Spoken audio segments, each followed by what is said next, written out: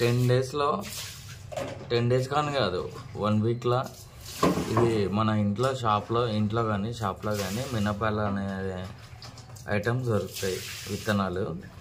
అవి మొత్తము ఒక కుండీలాగా రెడీ చేసి, అంటే పాతది కట్ చేసి దాంట్లో వేసేస్తే కరెక్ట్ 3 డేస్కి మొలకలు వచ్చినాయి.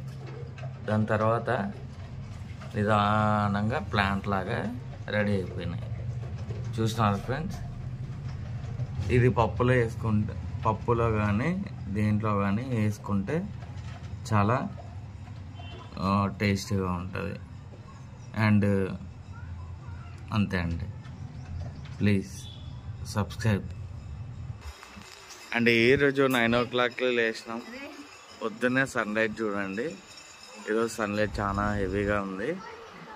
అండ్ ఎండ మాత్రం హెవీగా ఎక్కువ అవుతుంది.